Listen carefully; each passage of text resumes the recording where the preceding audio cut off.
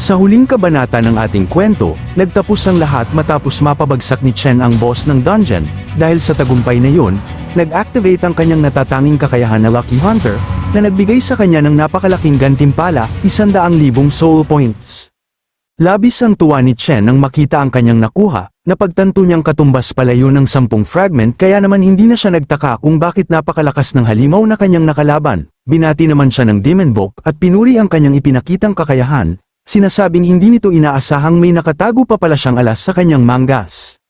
Samantala, lumapit ang hunter na kanyang nailigtas at nagtanong. Napansin nito ang pulse heiress ni Chen at inakala niyang isa itong tao mula sa isang malaking kumpanya. Ayon sa kanyang pagkakaalala, ang mga tauhan ng mga korporasyon ay laging inuuna ang pagiging praktikal at cost-effective, kaya hindi niya maintindihan kung bakit kusang pumunta si Chen sa isang mapanganib na lugar na tulad nito. Pagkatapos ay nagpasalamat siya sa pagliligtas at nagpakilala bilang Wan Li, saka tinanong din ang pangalan ni Chen. Ngunit sa halip na sumagot, isang payo lamang ang ibinigay ni Chen, pinayuhan niya si Wan Li na huwag basta-basta ipakita sa iba ang marka ng fragment na nasa kanyang pulsuhan dahil maaari itong magdulot ng kapahamakan. Labis na nagtaka si Wan Li sa sinabi ni Chen at balak pa sana niya itong tanungin kung ano ang ibig nitong sabihin. Ngunit tumalikod na si Chen at sinabi na ang payong yun ang kabayaran sa pagtulong sa kanya kanina. Idinagdag pa niyang mas makabubuting huwag sabihin kaninuman na nakita siya rito. Pagkatapos sabihin ng mga yun ay tuluyan ng umalis si Chen, habang naiwan si Wan Li na naguguluhan at hindi maintindihan ang kakaibang ugali ng misteryosong lalaki. Makalipas ang 5 araw, makikita si Chen na nakatayo sa tuktok ng isang bundok habang tahimik na pinagmamasdan ang mission panel sa kanyang harapan. Mahigit 7 oras na lamang ang natitira sa oras ng misyon, at sa mahigit 600 hidden mission, 500 na ang kanyang natatapos. Napabuntong hininga siya at naisip na halos maubos na ang oras, sa tingin niya, malamang ay nagkalat na sa iba't ibang grupo ang mga fragment, kaya kakaunti na lamang ang natitirang espesyal na halimaw, ang problema na lang ay hindi niya alam kung saan eksaktong matatagpuan ang mga ito. Habang nagmamasid mula sa bundok, napansin ni Chen ang 2 malalaking grupo ng mga adventurer na nagkatagpo sa ibaba. Agad silang nagkaroon ng tensyon, pinuna ng isang grupo na tila napaka-aktibo ng kabilang guild nitong mga nakaraang araw at siguradong marami na silang nakolektang fragment. Hindi nagtagal ay humantong sa pagbabanta ang kanilang pag-uusap, inutusan ng isang panig ang kabila na ibigay ang lahat ng kanilang fragment. Galit na sumigaw ang kabilang grupo at tinanong si Dao Minghui kung kailangan pa ba silang tuluyang ubusin. Isa naman sa kanilang mga kasamahan ang nagsabing wala nang saysay ang pakikipagtalo dahil mas marami sila sa bilang, kaya mas mabuting sabay-sabay na lamang silang sumugod. Kasunod nito ay agad nilang inilunsad ang kanilang pag-atake, sunod-sunod na magic spell ang pinakawalan ng mga sorcerer patungo sa grupo ni Dao Minghui, ngunit nanatiling kalmado ang kanilang pinuno, agad niyang iniutos ang pagbuo ng isang depensibong pormasayon, at sa loob lamang ng ilang sandali ay nagsitayuan ang makakapal na barrier sa kanilang harapan. Dahil dito, naging walang saysay ang walang tigil na pagbomba ng mga spell, nang tuluyang hamupa ang pag-atake, walang pag-aalinlangang hinugot ni Dao Minghui ang kanyang espada at sumugod sa kalaban, kaagad niyang ginamit ang kanyang combat skill na Flowing Shadow. Sa bilis ng kanyang kilos ay halos hindi na siya masundan ng pinuno ng kabilang grupo, isang iglap lamang ay nabasag ang staff ng kalaban sa isang malakas na hiwa ng espada, at tuluyan ang sumiklab ang madugong labanan.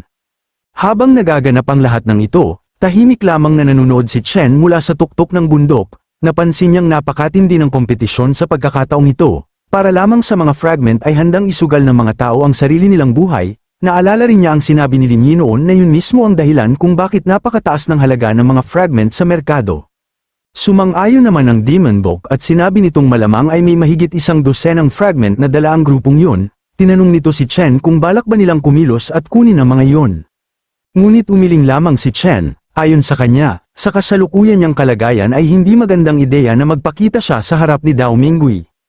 Bigla na lamang nagbago ang kalangitan, napansin ng Demon Book na unti-unti nang nagsasara ang fissure, ibig sabihin, halos lahat ng espesyal na halimaw ay napatay na, kaya hindi na nila kailangang maghanap pa ng mga natitira.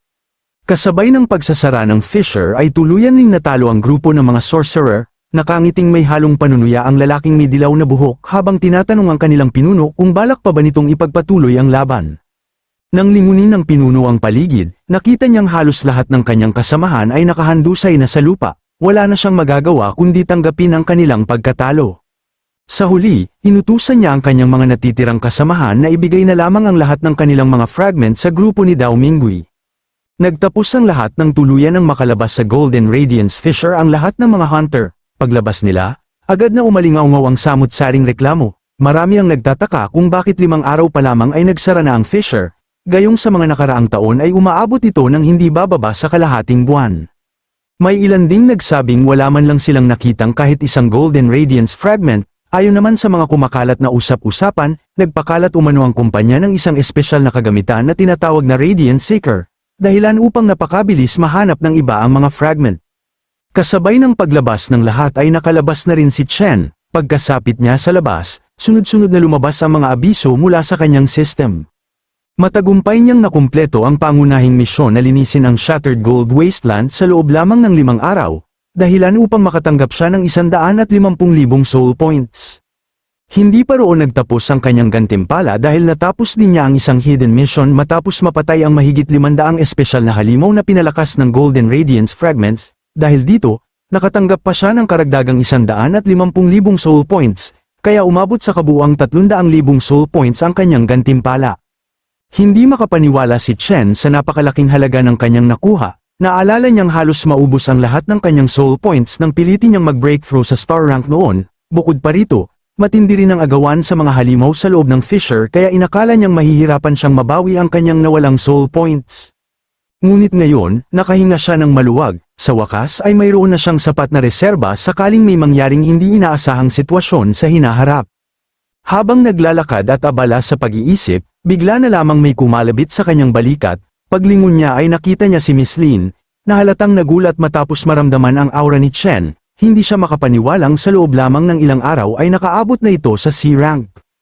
Ipinaliwanag ni Chen na marami siyang pinagdaanan sa loob ng fissure at sinwerte lamang siyang makapag-breakthrough. Napangiti si Miss Lin at sinabing hindi pala nasayang ang pagpunta ni Chen sa lugar na yun. Pagkatapos ay mahina siyang nagpasalamat sa naging tulong nito, dahil sa ibinigay ni Chen noon, naging mas madali para sa kanya ang paghahanap ng mga Golden Radiance Fragment.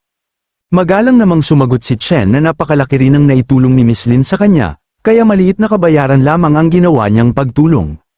Napatawa si Miss Lin bago niya sinabi na aabangan niya ang magiging performance ni Chen sa Golden Radiance Fissure. Buo naman ang kumpiyansang sagot ni Chen na hindi siya bibiguin. Ngumiti lamang si Miss Lin bilang tugon, wala na siyang idinagdag pa at tahimik na nagpatuloy sa kanyang paglalakad, habang si Chen naman ay naiwan na puno ng determinasyon sa mga susunod pang pagsubok na kanyang haharapin. Pagdating ni Chen sa kanyang bahay, agad siyang nagpahinga habang nanunood ng isang balita sa kanyang cellphone. Ayon sa ulat, isang hindi pa kailanman nangyaring pangyayari ang naganap ngayong taon, ang Shattered Gold Wasteland ay nalinis sa loob lamang ng 5 araw. Dahil dito, pinaniniwalaang ang lahat ng Golden Brilliance Fragments ay napunta na sa iba't ibang puwersa at organisasyon. Idinagdag pa ng reporter na bagamat opisyal na magbubukas ang Golden Brilliance Rift kinabukasan, lahat ng grupong may hawak ng mga fragment ay makakapasok ng sabay-sabay. Isa itong sitwasyong hindi pa kailanman nangyari noon. Upang talakayin ang isyong ito, inimbitahan ng programa ang isa sa mga pinakamataas na opisyal ng Corporate Alliance, si Qin Daoyi. Sa panayam, sinabi niyang malaking papel ang ginampanan ng bagong imbensyon ng kanilang korporasyon na Brilliance Tracker sa mabilis na paglilinis ng Shattered Gold Wasteland. Bagamat nasa internal trial pa lamang ang kagamitan, aminado siyang napakaganda ng naging resulta nito. Gayunpaman, binanggit ng host ang mga kumakalat na usap-usapan na maging sa black market ay gumagamit na rin umano ng Brilliance Tracker, at mayroon pang mga taong kumikita sa pagbili at pagbibenta ng mga fragment. Mariing itinanggi ni Qin Daoyi ang anumang kaugnayan ng Corporate Alliance sa mga gawaing yun. Ipinaliwanag niyang mahigpit na ipinagbabawal sa kanilang mga tauhan ang pagbili o pagbibenta ng mga fragment. Dagdag pa niya, mayroon na silang matitibay na lead tungkol sa mga taong gumagamit ng Brilliance Tracker ng ilegal at sa mga sangkot sa bentahan ng mga fragment. Gayunman, hindi muna siya nagbigay ng karagdagang detalye dahil hindi pa umano ito ang tamang panahon. Habang ipinagpapatuloy ang balita, kalalabas lamang ni Chen mula sa banyo matapos maligo. Mula sa malayo ay narinig niya ang huling bahagi ng pahayag tungkol sa pagkakaroon ng Corporate Alliance ng mga lead sa ilegal na bentahan ng mga fragment. Agad niyang kinuha ang kanyang cellphone at napaisip, kung mayroon ng lead ang Corporate Alliance, posible kayang may nangyari na kay Lin Yu. Hindi pa man siya nakakapag-isip ng mabuti ay biglang tumunog ang kanyang telepono. Pagkasagot niya ay halos pasiga na siyang binati ng nasa kabilang linya. Masayang ibinalita ng kausap na napakalaki ng kinita nila sa pagkakataong yun. Katatapos lamang nitong kwentahin ang kanilang netong tubo, at lumampas na ito sa 16 na milyong G. Sa halip na makisabay sa kasab-ikan, pinakalma muna ito ni Chen. Maya-maya ay tinanong siya ng kausap kung napanood na ba niya ang balita, nang sabihin ni Chen na nabanggit ng Corporate Alliance na mayroon na silang lead tungkol sa bentahan ng mga fragment, agad naman siyang pinakalma ng nasa kabilang linya. Ipinaliwanag nito na wala silang dapat ipag-alala dahil maingat nitong itinago ang lahat ng bakas, kahit magsagawa pa ng investigasyon ang Corporate Alliance, ang matutuntun lamang nila ay ilang freelance oracle, imposibleng maiugnay ang lahat ng yun sa kanila. Gayunpaman, tiniyak niyang kung may mapansin siyang kainahinalang pangyayari, agad niyang ipapaalam yun kay Chen. Matapos marinig ang paliwanag, pinayuhan lamang siya ni Chen na mag-ingat sa lahat ng kanyang kilos. Agad namang sumang-ayon ang kausap, bago tuluyang ibaba ang tawag, sinabi pa nitong ililipat na niya sa account ni Chen ang parte nito sa kanilang naging kita. Maikli lamang ang isinagot ni Chen bilang pagsang-ayon bago tuluyan ng matapos ang kanilang pag-uusap. Pagkatapos ng tawag, agad na humiga si Chen sa kanyang malambot na kama, habang nakatingin sa kisame, hindi pa rin siya makapaniwala sa mga nangyari nitong mga nakaraang araw. Napaisip siya na hindi niya inaasahang aabot sa ganoon kalaki ang kanilang kinita. Bukod pa roon, matagumpay na rin siyang nakapag-breakthrough sa C-rank, kapag opisyal na siyang naging miyembro ng Shenhua Guild, makakatanggap pa siya ng sign-in bonus, dahil dito, naisip niyang hindi na niya kailangan mag-alala pa tungkol sa pera. Maya-maya ay ibinaling niya ang tingin sa kanyang system window. Sa harap niya ay lumitaw ang intermediate shop, kung saan makikita ang iba't ibang bagay na maaari niyang bilhin gamit ang kanyang soul points. Habang sinusuri ang laman ng shop, napagtanto ni Chen na ngayon lamang niya ito mabibigyang pansin mula nang ma-unlock ito. Napansin niyang napakataas ng presyo ng bawat item kumpara sa basic shop. Gayunpaman, nang mas pagmasdan niya ang mga ito, napansin niyang karamihan ay one-time purchase lamang, dahil doon, naisip niyang katanggap-tanggap pa rin ang halaga. Mas lalo pa siyang namangha nang matuklasan niyang maaari na ring bumili ng mga skill sa intermediate shop. Isa sa mga agad niyang pinagtuunan ng pansin ay ang Abyss Corrosion, isang skill mula sa Abyss series. Kapag ginamit ito, ang bawat sugat na matatanggap ng kalaban ay patuloy na kakainin ng kapangyarihan ng Abyss. Hindi na siya nagdalawang isip, agad niyang binili ang skill. Napangiti siya habang iniisip na sa tulong ng skill na ito, magkakaroon siya ng mas maraming paraan ng pag-atake, lalo na kung makakalaban siyang muli ng mga halimaw na hindi tinatablan ng fear. Sunod naman niyang pinili ang weapon upgrade. Batay sa kanyang estilo ng pakikipaglaban, naniniwala siyang malaking tulong ang pagpapalakas sa mga armas na nagmumula sa system shop. Samantala, hindi muna niya binili ang bagong rift fragment, na pagpasyahan niyang itabi ang natitirang soul points bilang reserba sakaling magkaroon ng hindi inaasahang sitwasyon. Matapos maayos ang lahat ng kailangan niyang gawin, tahimik na siyang natulog. Kinabukasan, sa Central City, sa paanan ng napakalaking World Tree, nagtipo na ang napakaraming hunter. Halatang lahat ay naghihintay sa opisyal na pagbubukas ng Golden Brilliance Rift. Hindi nagtagal ay dumating din si Chen, agad siyang napansin ni Miss Lin at lumapit ito sa kanya. Saktong-sakto ang kanyang pagdating dahil nais siyang ipakilala ni Miss Lin sa iba pa nilang makakasama. Isa-isa niyang ipinakilala sina Ling Xiao, White Crow, Amber, Shigang, Jiang Yan, at Shiyu. Ipinaliwanag ni Miss Lin na katulad ni Chen, ang anim na ito ay personal niyang nirecruit mula sa iba't ibang lugar. Sila ang bumubuo sa pinakabagong henerasyon ng mga elite ng Shenhua, at higit sa lahat, mga taong lubos niyang pinagkakatiwalaan. Bahagyang natigilan si Chen, hindi niya maiwasang maalala na minsan ang sinabi ni Miss Lin na halos wala nang mapagkakatiwalaan sa loob ng Shenhua, kaya nagulat siyang marinig ang salitang, trustworthy. Hindi pa man siya nakakapagsalita ay masayang lumapit ang isa sa grupo. Magiliw siyang nagpakilala at sinabing matagal na nilang naririnig ang tungkol kay Chen mula kay Miss Lin, kaya umaasa silang magiging maayos ang kanilang pagsasama simula ngayon. Sa mga salitang yon, biglang bumalik sa alaala ni Chen ang kanyang mga dating kasamahan. Dahil sa pagkalunod sa alaala, hindi siya agad nakasagot. Napansin yun ng iba at agad na tinukso ang babaeng unang lumapit, sinabi nilang baka nasindak niya si Chen dahil sa sobrang lakas ng kanyang boses. Nagulat naman ang babae at agad na itinangging nangyari yun. Ngunit mumiti lamang si Chen at inabot ang kanyang kamay. Ipinaliwanag niyang wala namang problema, bigla lamang niyang naalala ang ilang dati niyang kakilala. Pagkatapos ay magalang niyang sinabi na umaasa siyang magiging maayos ang kanilang samahan mula ngayon. Masiglang tumango ang babae at buong kumpiyansang sinabing ipaubaya na lamang sa kanila ang lahat. Habang maayos na nagkakakilala ang grupo, biglang may isang pamilyar na boses ang umalingaw-ngaw. Paglingon nila ay nakita nila ang lalaking may dilaw na buhok na muli na namang naghahanap ng gulo. May pangungot siyang ngiti itong lumapit kay Chen at sinabing hindi niya maalalang nakita ang pangalan nito sa opisyal na listahan ng mga nakatanggap ng fragment, dahil dito, ipinahiwatig niyang baka binili lamang ni Chen ang fragment na hawak nito. Hindi napigilan ng babaeng kasama ni Chen ang kanyang pagkainis at gusto na sana nitong suntukin ang mapanghamong lalaki. Ngunit agad siyang pinakalma ng isa nilang kasamahan at sinabing hindi pa ito ang tamang oras upang gumawa ng gulo. Sa sandaling yun ay dumating ang isang lalaking may mahabang buhok at tinapak ang balikat ng lalaking may dilaw na buhok. Ngumiti ito at sinabing pare-pareho lamang silang mga miyembro ng Shenhua, wala umanong pakialam kung paano nakuha ang isang fragment, dahil ang kakayahang makakuha nito ay isa ring uri ng lakas. Hindi pa roon nagtapos ang usapan, bigla ring lumapit ang isang babae at sumang-ayon sa sinabi nito. Ayon sa kanya, kahit pa binili ang fragment, ang pagkakaroon ng koneksyon at kakayahang makuha ito ay isa ring anyo ng lakas. Dagdag pa niya, si Dao Minggui ang huling taong may karapatang husgahan si Chen. Napatulala ang lalaking may dilaw na buhok. Hindi siya makapaniwalang maging sina Shen Xinghe at Qin Mo ay kusang nagsalita upang ipagtanggol ang bagong solta.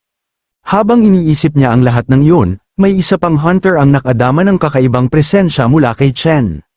Pagtingin nito ay agad niyang naramdaman ang napakalalim at madilim na aura na bumabalot sa binata. Lumapit siya kay Chen at agad na napansing isa na itong si Rank Hunter.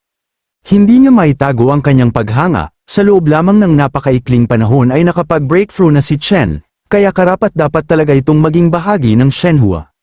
Ngunit agad din niyang binalingan si Miss Lin at sinabing kahit ganoon nakalakas si Chen, hindi pa sapat ang antas na iyon upang pasanin ang bigat ng pangalang Shenhua. Samantala, halos mapalunok ang lalaking may dilaw na buhok. Hindi siya makapaniwalang ang binatang dati niyang nakilala sa Shattered Gold Wasteland bilang isang D-rank level 1 lamang ay isa ng C-rank ngayon. Doon niya tuluyang naunawaan kung bakit ipinagtatanggol ito ng dalawang veterano, matagal na pala nilang nakita ang pambihirang talento ni Chen. Ngunit bago pa siya makapag-isip ng higit pa, biglang nagliwanag ang napakalaking World Tree. Isang nakasisilaw na gintong liwanag ang bumalat sa buong paligid, dahilan upang mapatingala ang lahat ng naroroon. Kasabay nito ay dahan-daang bumukas ang isang napakalaking bitak sa gitna ng puno, na tila isang pintuang patungo sa ibang mundo. Napuno ng sigawan ng buong lugar, bukas na ang rift, habang abala ang lahat sa kasiyahan at pananabik, nanatiling kalmado si Chen, tahimik lamang siyang nakatingala sa kumikinang na World Tree habang pinagmamasdan ng unti-unting pagbukas ng daan. Ilang sandali pa, isang malakas na tinig ang umalingaw sa buong lugar, opisyal nang nagsimula ang Golden Brilliance Rift.